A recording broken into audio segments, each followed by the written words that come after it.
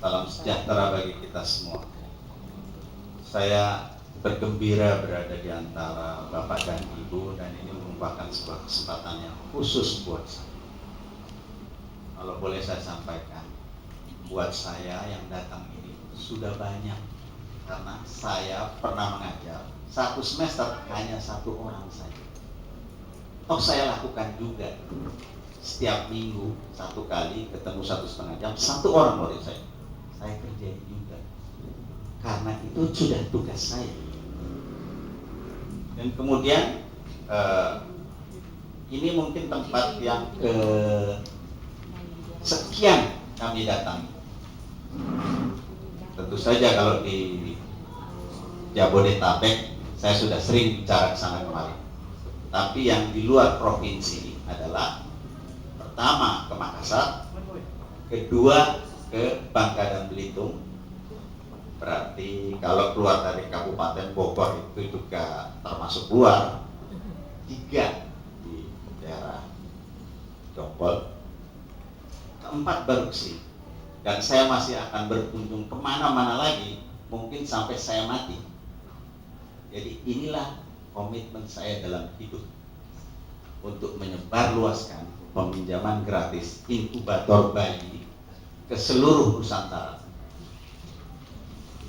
Jadi saya konsisten, sejauh ini sudah konsisten, karena saya memulainya baru 20 inkubator ini ya. Tapi peminjaman gratis ini sejak Januari 2012. Januari 2012 berarti ini 3 tahun lebih sedikit. Sekarang sudah ada di 20 kota. Jabodetabek ada beberapa, Jawa Tengah, Jawa Timur, Bali, Aceh, Pekanbaru, Perawang, kemudian Makassar, kemudian Habibura. Jadi tentu saja saya tidak main-main. Tentu saja saya niatnya adalah datang kemari untuk menolong bayi prematur di Nusa Tenggara. Itu niat saya. Dan semoga ini bisa berkembang dan menolong bayi kita di seluruh Nusantara. Angka kematian bayi, saya kalau usah cerita sama ahlinya, kan Bapak Ibu ahlinya. Angka kematian bayi Bapak Ibu tahu, Malaysia jauh di atas kita. Saya mau bicara Singapura lah, Thailand di atas, bahkan sekarang Myanmar di atas. Jadi kondisi Indonesia itu sebetulnya bukan seperti yang kita lihat di sinetron, gedung-gedung tinggi, hotel-hotel bagus, bahkan saya di UI, universitas yang bagus, ada danaunya. Bukan itu Indonesia. Indonesia yang benar adalah berapa jumlah angka kematian bayi itu. Makin sedikit, makin bagus. Dan sekarang di dunia salah satu yang terburuk. Kita salahkan saja pemerintah. Oh salah, ini salah, itu salah. Kan dari dulu begitu. Jadi kalau terus-terusan kita memaki-maki tidak berbuat apa-apa, akan begitu terus. Marilah kita berbuat sesuatu sekarang. Dari mana mulai? Dari diri sendiri. Jangan cari orang lain. Pastilah harus begitu. Mulailah dari diri sendiri. Kapan harus mulai? Jim bilang hari ini. Saya bilang kemarin. Jadi sudah harus mulai dari kemarin. Jadi kita sekarang ini terlambat. Tapi daripada tidak melakukan apa-apa, mari kita lakukan sesuatu. Saya mulai dengan sebuah, ada di kertas Bapak Ibu ya, socio-technopreneurship, sebuah istilah yang saya bikin sendiri aja, biar jargonnya kelihatan hebat. Saya dari UI toh. UI cuma jargon-jargon aja. Yang melakukan sesuatu tidak ada. Jadi sebuah istilah yang asalnya dari entrepreneurship, pertama kewirausahaan. Kedua, sekarang ini mulai muncul social entrepreneurship, jadi wirausaha sosial. Karena saya berasal dari teknologi, saya tambahin socio-technopreneurship. Jadi basisnya adalah teknologi. Lucu ya. Saya cuma bilang begini, contoh yang paling gampang aja. Bapak Ibu semua punya handphone ya? Punya kan? Emang bikin handphone? Tidak. Kalau nggak mau pakai handphone, saya juga sering bilang ini, salah sendiri nggak mau pakai handphone. Udah murah, udah gampang, bisa bicara sama siapa saja. Nggak mau beli. Nggak, saya anti handphone, nggak mau beli. Ya rugi sendiri. Kira-kira begitulah. Saya juga sering ditanyain, Bapak bukan dokter kok bikin alat kesehatan? Saya tanya, balik lagi saya, di SCTV ini ditanya di wawancara jam 12 siang. Bapak bukan dokter kok bikin inkubator? Saya sederhana belum. Bapak Ibu tahu pilot ya? Pilot pesawat terbang tahu kan? Jago dia nerbangin pesawat. Saya sampai di sini tahu mendaratnya halus. Emang ada pilot pesawat terbang bikin pesawat terbang? Nggak ada. Siapa yang bikin pesawat terbang? Saya bilang begini, Habibie, biangnya para insinyur. Buat saya dia biangnya para insinyur ya. Iyalah. Tapi Habibie juga nggak pernah nerbangin pesawat terbang gitu, bawa Boeing 737, 300 nggak pernah. Sudah jatuh gitu semua. Nah itulah. Ini gini juga. Peralatan-peralatan yang ada di rumah sakit, bahkan bukan di rumah sakit aja, di jalan-jalan kita lihat, itu yang bikin para insinyur. Jadi biasa itu. Semua alat uji, diagnose dan sebagainya yang bikin adalah para insinyur, itu biasa. Karena itu bahwa saya dari teknologi bikin inkubator itu biasa. Bahkan dulunya saya nyebutnya hospital life. Gede, bersaing sama produk luar negeri, kita unggul-unggulan. Dulu saya gini. Sekarang enggak. Karena apa? Karena bukan tujuannya unggul-unggulan gitu. Kenapa? Bayi tetap tidak bisa tertolong. Karena itu semua saya rubah. Pola pikir berubah. Dari tadinya bikin yang hebat, yang canggih, yang elektronik, kalau bisa nggak usah disentuh. Dari jauh aja kita udah tahu kondisi bayi. Semuanya ada digital gitu kan gitu. Makin mahal harganya. Dari luar negeri memang gitu. Industri juga memang begitu sifat. Kalau saya terus-terusan bersaing gitu, pertama saya nggak akan menang sama orang luar negeri. Produk impor saya nggak akan menang. Walaupun saya bisa, tapi saya nggak bisa lebih murah, lebih beli yang terbaik, nggak bisa. Kemudian yang pakai makin nggak ada. Makin sedikit yang pakai. Kalau di Amerika nih ada 1 dari 1000 penyakit. 1 ini diselidiki di riset, karena yang 1000 yang 900 lagi udah terselesaikan. Jadi 1 itu di riset, biaya banyak sana. Tapi kalau di kita penyakit yang banyak itulah yang harus diselesaikan secara statistik. Kalau angka kematian bayi banyak, itulah yang harus kita attack sebetulnya.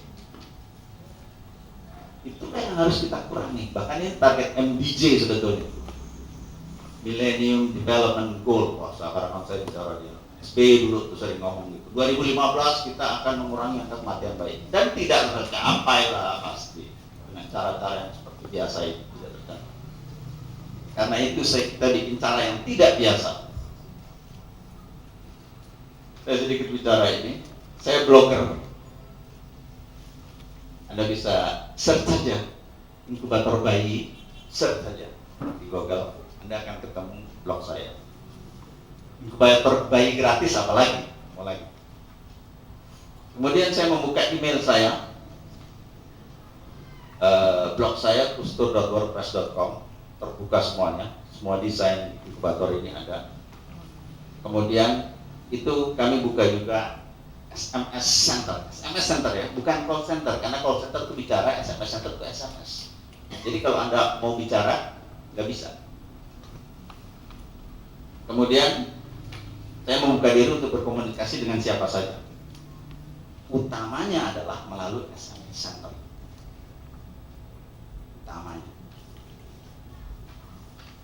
Dan inilah yang jadi komunikasi kami dengan satu, para ibu bayi, dua, bapak bayi, tiga, kakek bayi, empat, baru orang lain, ada tantenya lah, ada omnya lah, ada tetangganya. Itu komunikasinya tiap hari sama saya. Jadi saya bertanya jawab, karena itu saya tahu kira-kira problemnya, ininya, itunya, dan kami memonitor selama peminjaman. Coba kita sedikit ya, boleh lah, ada mengantar video sedikit.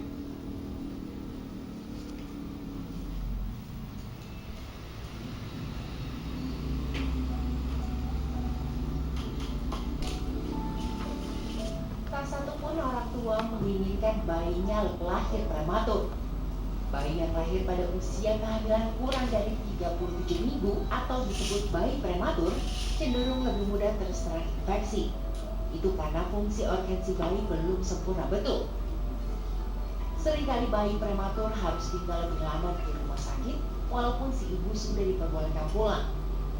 Selama dirawat, bayi mungil akan dirawat di dalam kotak kaca bernama inkubator.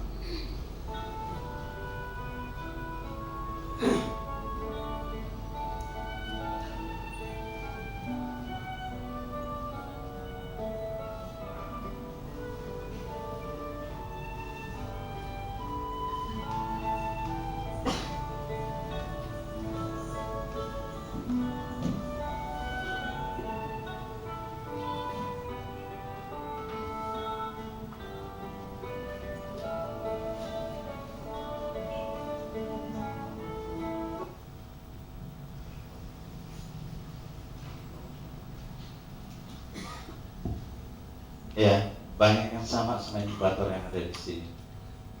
Itu buatan Tesena. Ini Ibu Tita yang bikin. Saya ketemu Ibu Tita. Dulu Ibu Tita kurus langsing, sekarang gemuk kayak jilbab. Begitu pertama, mau saya, kok bikin inkubator ya? Tahu gitu saya pilih jadi mantu. Dia nggak tahu saya lebih tua dari dia. Boleh nggak buat istri kedua?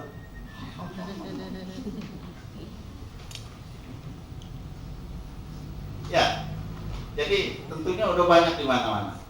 Suatu saat kami recover inkubator Tesena dari rumah sakit karena rusak nggak kepakai. Sampai di tempat kami, mahasiswa bingung juga. Waduh, rumit Pak. Gimana? 3 minggu kita nggak bisa. Dia bilang, bodoh. Gini caranya. Pernah bongkar software kan? Dulu kita ini tukang bongkar software gitu.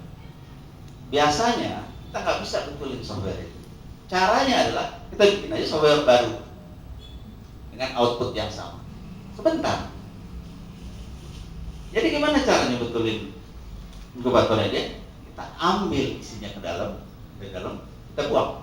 Kita ganti dengan sistem kita. 3 hari selesai. Nah,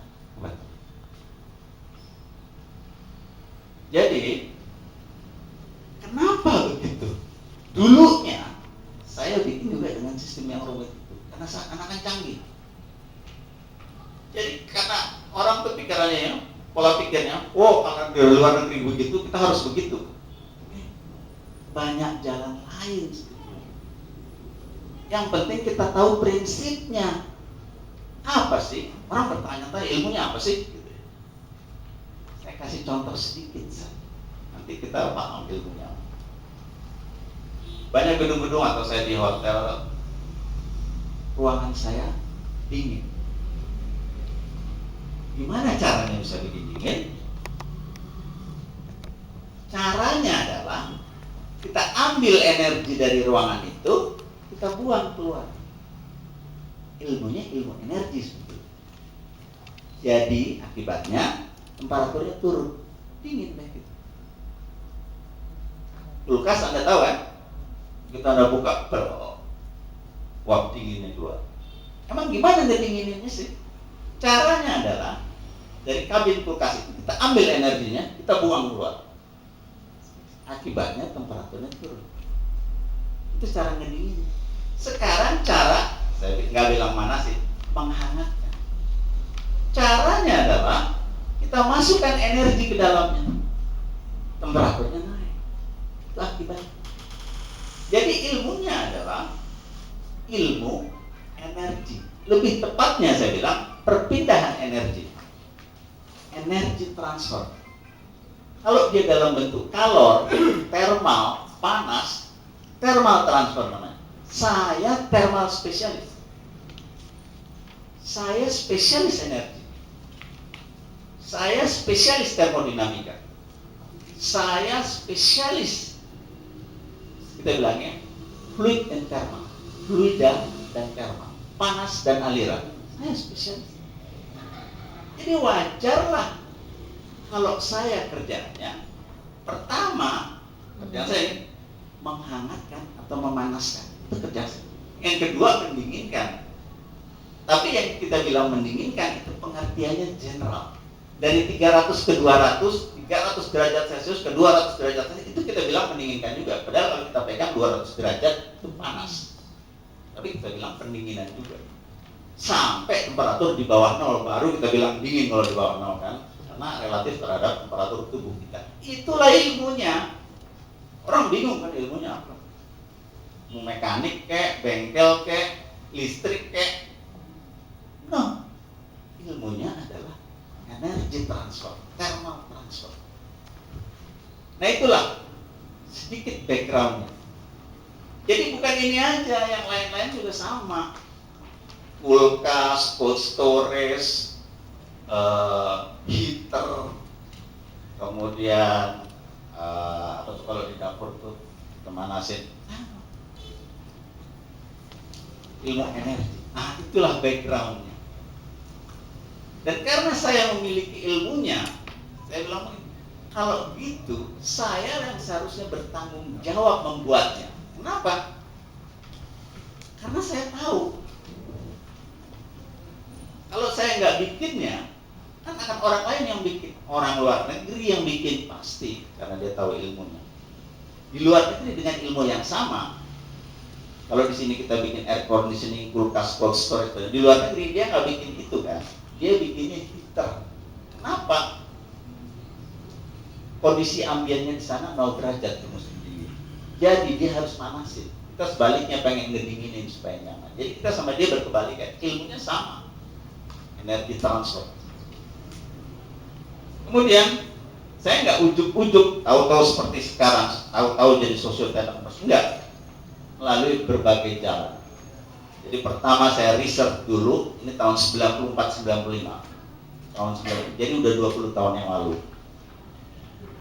Kemudian kita bikin prototype, kemudian manufacturing, kemudian kita dagang juga, hospital to hospital, kemudian berhenti, kemudian proyek, kemudian barulah tahun 2011 kita mulai memberikan hibah kepada rumah sakit ibu dan anak, hibah kepada bidan. Januari 2012 baru kita pinjemin gratis, itu di daerah Depok aja. Baru sekian bulan kemudian terpikir oleh saya untuk menyebarluaskannya ke seluruh Indonesia. Akhir tahun 2012.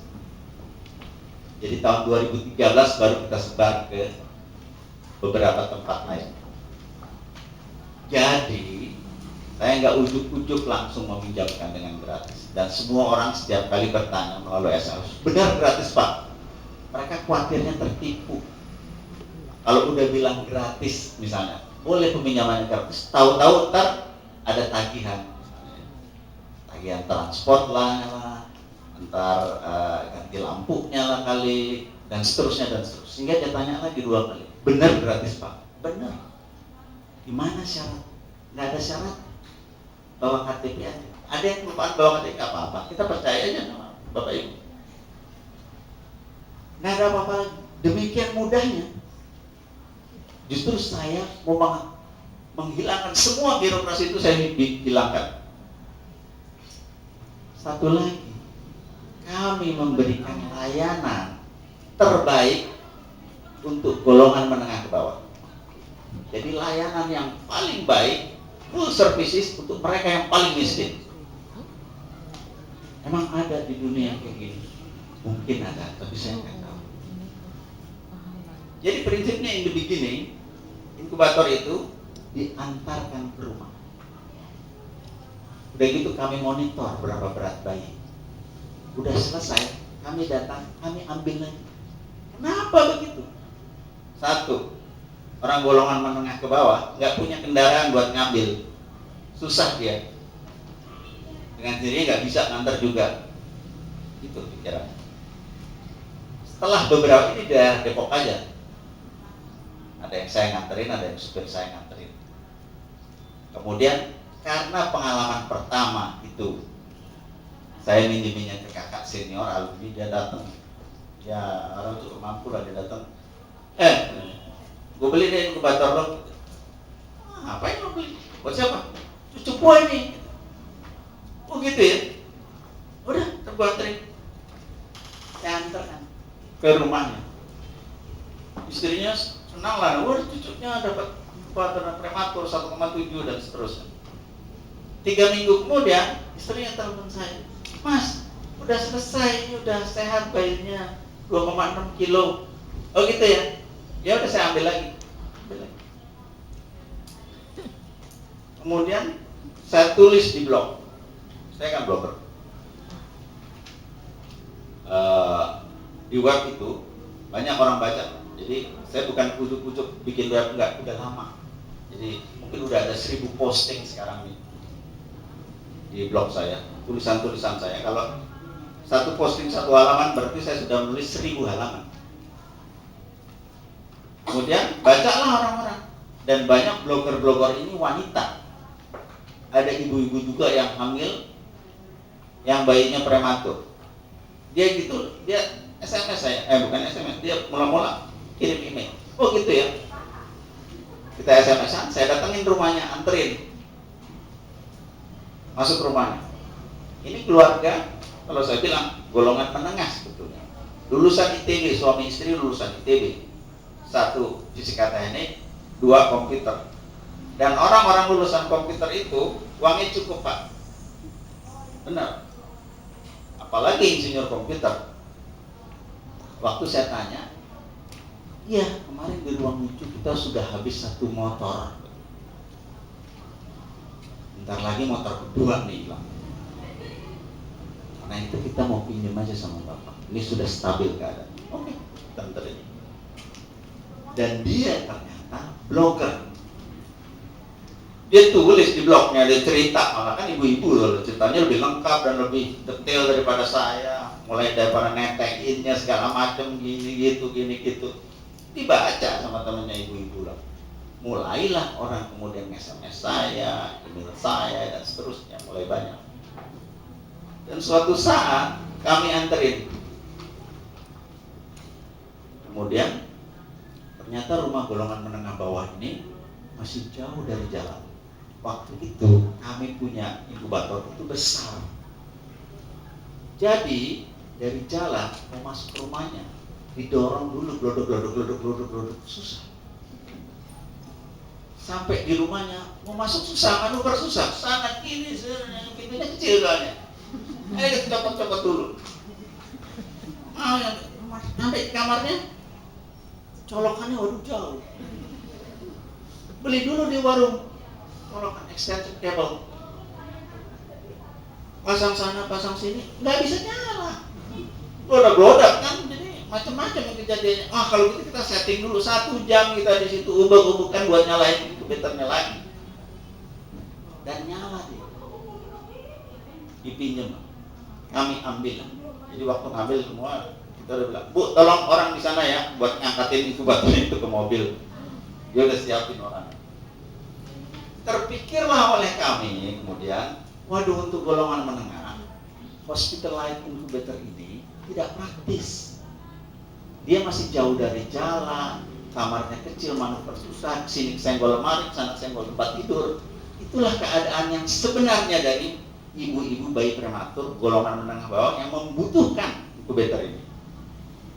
Karena itu kita berubah pikiran kemudian, kalau gitu kita harus bikin yang small, kecil, portable, enteng, tentu saja murah.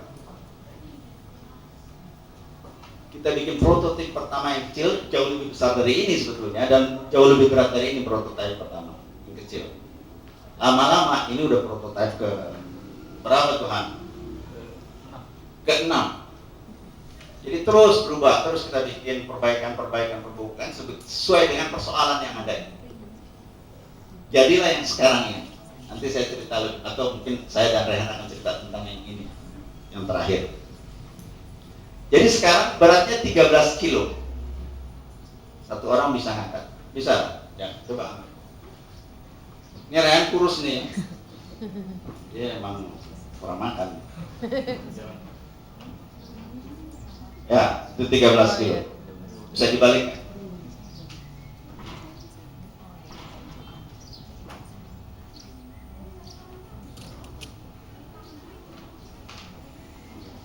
Ya. Jadi spesialnya ada lubang-lubang. Jadi pertama lebih gampang diangkat. Kedua, sekarang sumber energinya. Inkubator besar 400 watt, 500 watt. Kenapa begitu? Asalnya dari luar negeri. Sekali lagi saya bilang, asalnya dari luar negeri. Yang buatan Indonesia sekarang menirunya. Di luar negeri, temperatur udara luar 0 derajat musim dingin. Ditaruh di ruangan heater, jadi 15 derajat di ruangan. 15 derajat itu, kalau di Jakarta kita bilang udah kayak di puncak malam hari. Itu aja 20 derajat. Dingin, ruangan itu dingin. Karena itu, dia perlu power besar. Supaya memasukkan energi ke dalamnya cukup, sehingga temperatur itu naik jadi 33 derajat. Karena itu dia perlu power besar sekali lagi. Wattnya mesti besar supaya temperatur bisa naik. Kan dia dari 15 ke 33. Sekarang di Indonesia keadaannya berbeda. Karena itu saya bilang inkubator ini khusus untuk Indonesia saja. Kenapa? Karena kita di daerah tropis. Temperatur udara luar 28-29 di dalam kamar. 30. Untuk naik ke 33 hanya perlu energi sedikit saja. Karena itu sebetulnya 40 watt ini cukup. Sekarang ini 50 watt ya. Kita bikin 2 supaya rata. Jadi dari 400 watt sekarang jadi 40 watt. Inilah keunggulan yang kedua. Apa akibatnya? Di Jakarta, rumah golongan menengah bawah itu listriknya, wattnya 440. 2 ampere listriknya, 2 kali 2 20 jadi 440 watt. Kalau masang inkubator besar yang 400 watt, dulu kita yang besar itu 240 watt, nggak bisa setrika, baju lecek semua. Kan nyalanya 24 jam, nggak bisa setrika. Kenapa kalau dia setrika, ini mati, baik itu mati lagi. Listriknya, powernya sedikit. 440 watt dimakan 400 watt, 340 watt buat kipas angin aja. Beli rumah makan Padang aja ya. Sana banyak. Nah itu kondisinya. Jadi nggak cocok kalau inkubator besar dengan power besar untuk golongan yang tidak mampu di rumah, tidak cocok. Nggak bisa sebetulnya. Jadi kemudian dia menjadi 40 watt, 50 watt ini cocok buat golongan menengah ke bawah. Dengan sendirinya saya anjurkan tidak boleh pakai AC. Kenapa? Kalau pakai AC kan temperatur lebih rendah lagi, tapi dia perlu power lebih gede lagi. Dan itu tentunya golongan menengah ke atas dong. Kalau rumah pakai AC. Jadi keunggulan ini cocoknya untuk golongan menengah ke bawah. Itulah yang saya selalu bilang the magic of focus. Fokuslah kita kepada satu, Indonesia yang pertama tadi ya, hanya untuk Indonesia. Kedua, golongan menengah ke bawah. Akibatnya alat itu menjadi reduce cost. Tadinya gede dan sebagainya, sekarang jadi kecil dan murah. Karena itu saya bikin statement biaya produksinya 2,5 juta. Emang iya. Jadi dari tadinya 70 juta di rumah sakit itu sekitar 70 jutaan harganya. Itu harga di level rumah sakit ya. bukan biaya produksi. Ini biaya produksi, Pak. Jadi jauh kosnya. Kalau begitu, sekarang satu, karena dia portable gampang dibawa-bawa, toh. Dua, karena listriknya sedikit konsumsinya, bisa di golongan menengah bawah bisa. Nah, itulah kemudian tipe-tipe selanjutnya kecil dan wattnya rendah. Saya lanjutkan cerita ini saja, ya, biar ada kayak bisa.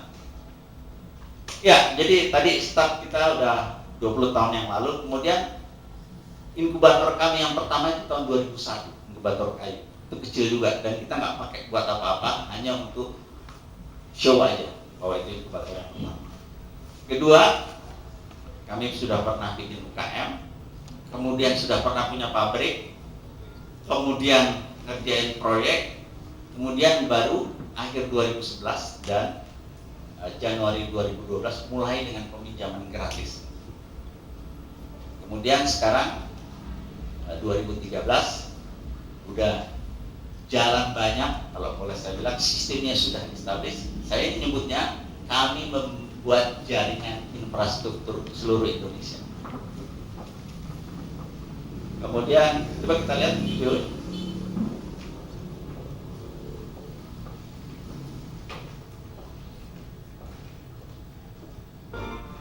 Inkubator gratis untuk warga prasejahtera.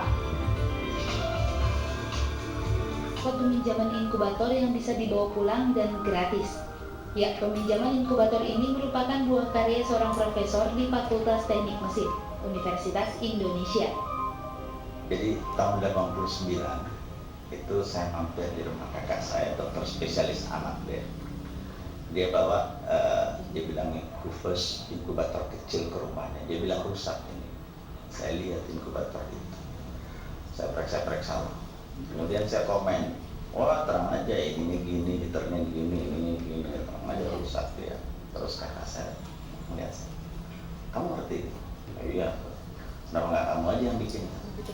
Nah, itulah awalnya yang saya tersentak. Kalau saya ngerti, kalau saya tahu ilmunya, kenapa nggak saya aja yang bikin?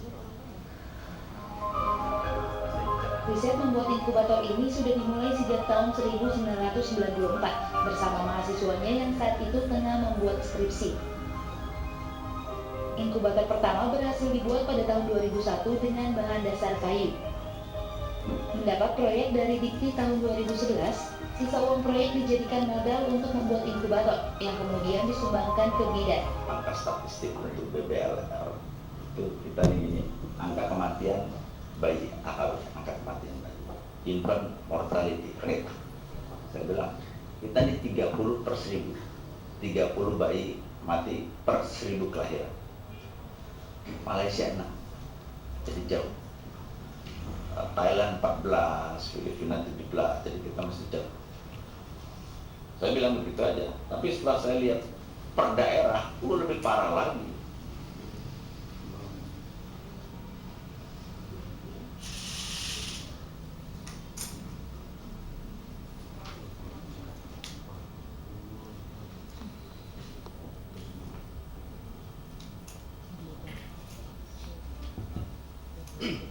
Ya, jadi berbagai jenis yang telah kami bikin di buat slide-nya oleh Rehan ini menunjukkan dari mulai first incubator tuh yang inkubator kayu, dan sekarang masih ada buat pameran-pameran. Itulah inkubator kami yang pertama. Kemudian mahasiswa ikut lomba tahun 2003 dan seterusnya, kita bikin yang tinggi, kemudian juga yang besar, bahkan kemudian yang factory ultimate product tahun 2009 sebetulnya. Nah, itulah yang kita bikin. Kemudian dari itu kemudian kita bikin lagi yang kayu yang tahun 2006 itu yang kita jenis yang kita sumbangkan ke ada bidan, ada rumah sakit dan seterusnya. Inilah perkembangan kita yang dari sejak tahun 94-95 sampai sekarang. Dan kemudian coba lanjut lagi. Ini saya lewatin aja dulu. Nah, apa yang seperti ini. Jadi kalau Bapak Ibu lihat, dia nyala, mati, nyala, mati. Dia mati nyala sendiri. Ini yang sering ibu-ibu di rumah itu SMS lagi, kok Pak mati Pak, kita mesti apa ini? Diemin aja. Jawaban saya aneh kali buat mereka ya. Tapi 1 jam kemudian dia akan lagi, Pak udah nyala. Ya memang itu ada hantunya tuh, bisa nyala sendiri. Demikianlah dia memelihara otomatisnya, mati dan nyala sendiri, termostatnya bekerja. Sehingga saya menyarankan pada ibu-ibu, idealnya adalah 1 hari sebelum bayi pulang ke rumah, inkubator sudah ada di rumah dan sudah dinyalain 24 jam penuh. Jadi udah kelihatan performance-nya dia, kinerjanya. Jadi pertama kali mereka pasti akan tanya-tanya sama saya begitu, wajar. Walaupun waktu bapaknya datang ketemu Rehan udah bilang, Pak ini nanti mati nyala sendiri. Tapi ya kalau diterangin tuh orang tuh ngeliat ke sana kemari, kepingin ke sana kemari, masuk sini, keluar sana, keluar sini. Waduh. Jadi diterangin panjang lebar pun sama Rehan, dia nggak mudah. Dan itu semua pun kita udah tulis kemudian. Jadi ada bersama ini ada lembar petunjuknya. Ini loh semua tertulis. Di sini juga, depan juga ada petunjuknya. Tapi inilah Indonesia, kami paham banget. Pasti orang akan bertanya macam-macam. Dan pasti aneh buat mereka. Bahkan seringkali dia rada takut juga. Dan ini paling mudah dioperasikan. Gimana caranya? Saya cuma bilang gini, Ryan juga bilang, strike aja Pak on off-nya nih. Strike nyala. Udah, nggak diapa-apain lagi. 24 jam, 1 bulan lebih. Banyak kan 1,5 bulan minumnya, ada yang 2 bulan, ada yang 2 bulan lebih, ada yang 1 bulan. Nggak ada apa-apain, terus aja 24 jam. Gampang dong sebenarnya. Tapi karena orang tua tuh cemas kalau dia mati dan sebagainya, dikira rusak dan sebagainya. Nanti gimana Pak? Nggak apa-apa, jaminnya nyala sendiri. Nah itulah. Kemudian dia ini sistemnya spesial. Jadi makanya ada lubang-lubang di sini. Nanti saya jelaskan sedikit, kita lanjutkan dulu aja. Nah ini Rehan yang ngomong nih soal perawatan dan sebagainya.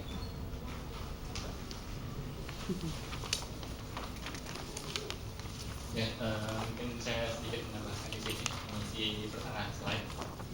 Saya sedikit menjelaskan tentang dasar desain inkubator Grashof ini yang kecil. Kalau kurang jelas bisa ada di sana.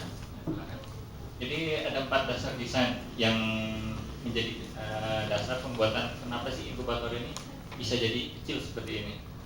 Pertama udah dijelasin sama Pak Alwi tadi tentang portable. Awalnya memang inkubatornya setinggi pundak kami. Jadi sewaktu masuk ke rumah peminjam itu terlalu susah. Jadi berpikir bagaimana sebenarnya yang dibutuhkan apa aja sih dari inkubator ini. Kan tingginya sepundak itu setengahnya kabin, setengahnya lemari. Ternyata lemarinya juga nggak digunain selama di rumah. Oh ya udah, berarti lemarinya kita buang. Pertama kali seperti itu, berarti kita pangkas setengahnya. Terus pangkas lagi, akhirnya bisa sekecil ini. Dengan sekecil ini juga itu memudahkan dalam mobilisasi, dalam pemindahan dari kendaraan ke tempat tidur ke ruangan. Jadi dimanapun si peminjam mau minjem itu terserah. Kemudian yang kedua murah di sini dalam artian bukan murah secara harga, tapi kita berpikir bagaimana mencari suatu komponen yang harganya semurah mungkin tapi fungsinya sama dengan inkubator pada umumnya. Itulah yang bikin bagaimana kita bisa memberdayakan apa sesuatu komponen yang di pasaran tapi bisa didapat dengan mudah dan operasionalnya pun bisa istilahnya di otak-atik oleh si peminjam kalaupun nanti ada sesuatu yang dikonfirmasi. Selanjutnya juga berkualitas. Jadi berkualitas di sini mengubah image dari sesuatu yang gratis itu jangan sampai image-nya gratis nih tampilin jelek. Nah, jadi kalau bisa emang ini kan tujuannya sosial, full service. Jadi semuanya adalah kualitas terbaik yang dipinjamkan. Jadi kita juga pengen inkubator ini kalau dipinjemin ke rumah-rumah itu jangan sampai 2 kali 3 peminjaman udah rusak. Tapi pengen selamanya berfungsi aja. Karena yang rusak biasanya cuma hanya penghangatnya sebagai lampu itu dan beberapa engsel karena penggunaannya ya kalau lepas pengawasan kan wajar lah besar gitu. Tapi secara umum